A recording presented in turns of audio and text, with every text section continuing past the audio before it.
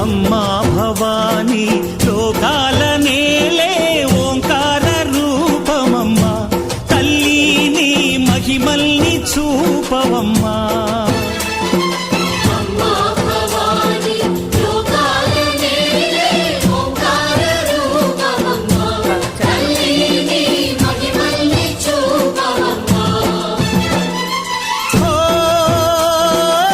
సృష్టికే దీపమా, శక్తికే మూలమా, సింహరథమే నీదమ్మా.